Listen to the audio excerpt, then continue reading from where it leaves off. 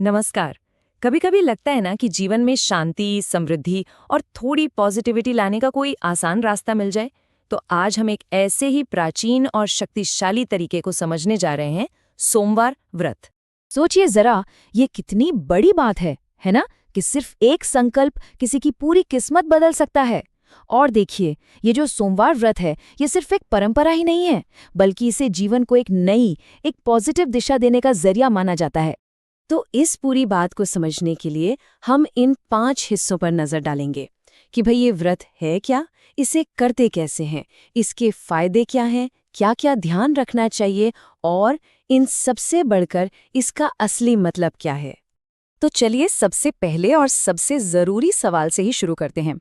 आखिर ये सोमवार व्रत है क्या, और इसमें ऐसा क्या है जो इसे इतना खास और इतना शक्तिशाली बनाता है। तो देखिए, एकदम सीधे सरल शब्दों में ये हर सोमवार को भगवान शिव के लिए रखा जाने वाला एक व्रत या उपवास है।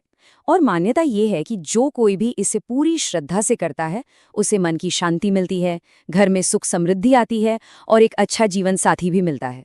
कह सकते हैं कि ये जीवन की मुश्किलों का एक आध्यात्मिक हल है। अच्छा, अब इसके प्रैक्टिकल पहलू पर आते हैं। मतलब इसकी पूजा विधि क्या है? और सबसे मजेदार बात यह है कि ये विधि जितनी सीधी सादी है, उतनी ही असरदार भी है। तो चलिए इसे एक एक करके समझते हैं। तो पूजा की तैयारी में सबसे पहले कुछ चीजें चाहिए होंगी, जैसे बेलपत्र, धतूरा, गंगा जल, दूध, चावल और सफेद फूल। ये सारी वो चीजें हैं जो भगवान शिव को बहुत प्रिय मानी जाती है। देखिए, ये पूरी प्रक्रिया कितनी सरल है। सबसे पहले दिन की शुरुआत सुबह जल्दी उठकर नहा धोकर करें। फिर पूजा की जगह को साफ करके एक शांत और पवित्र माहौल बनाएं। इसके बाद होता है अभिषेक, यानी शिवलिंग पर गंगा जल और दूध चढ़ाना। चौथा स्टेप है मंत्र का जाप। पांचवा, इस व्रत की कथा सुनना, जो इसके महत्व को और भी गहरा कर देती है। छठा, दिन भर उपवास रखना और फिर आखिर में शाम को आरती के साथ इस व्रत को पूरा करना।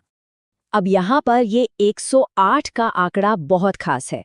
पूजा के समय ओम नमः शिवाय मंत्र का 108 बार जाप करने के लिए कहा जाता है। ऐसा माना जाता है कि इससे मन को एक अलग ही लेवल की शांति मिलती है और अपने आसपास एक पॉजिटिव एनर्जी बनती है। ठीक है, पूजा की विधि तो समझ ली, पर सवाल ये है कि इस व्रत को करने की वजह क्या है। इससे लोगों को क्या आध्यात्मिक या सांसारिक फायदे मिलते हैं। चलिए अब जरा इस पर भी बात कर लेते हैं। इसके 5 सबसे बड़े फायदे बताए जाते हैं।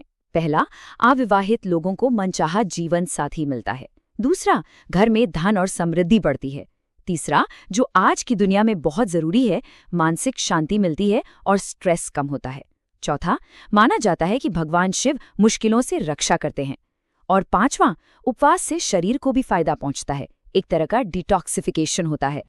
देखिए, किसी भी आध्यात्मिक काम की तरह इस व्रत को भी सही ढंग से और पूरे सम्मान के साथ करने के कुछ जरूरी नियम होते हैं।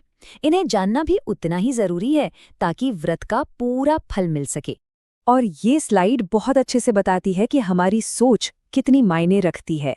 तो एक तरफ पूरा फोकस श्रद्धा, विश्वास और साफ सफाई पर होना चाहिए। वहीं दूसरी तरफ गुस्सा, नेगेटिव विचार, झूठ और किसी भी गलत काम से बिल्कुल दूर रहना है। मतलब साफ है, ये सिर्फ पेट का उपवास नहीं, मन का भी उपवास है। और अब आते हैं इस पूरी चर्चा के आखिरी और सबसे गहरे हिस्से पर, जहां हम इस व्रत को सिर्फ कुछ नियमों से आगे बढ़कर एक पर्सनल ग्रोथ के टूल की तरह देखेंगे। तो कुल मिलाकर बात यह है कि सोमवार व्रत सिर्फ एक धार्मिक परंपरा नहीं है। असल में ये खुद को अंदर से साफ करने, अपनी जिंदगी में डिसिप्लिन यानी अनुशासन लाने और अपने अंदर पॉजिटिव एनर्जी को भरने का एक बहुत ही शक्तिशाली तरीका है। ये एक ऐसी प्रैक्टिस है जो अंदर से बदलाव लाती है। तो आखिर में एक सवाल छोड़ जाते हैं। आज की इस भाग दौड़ भरी जिंदगी में क्या श्रद्धा और अनुशासन का ये सदियों पुराना रास्ता हमारे मन और आत्मा की शांति के लिए एक मजबूत जरिया बन सकता है? इस पर सोचिएगा जरूर।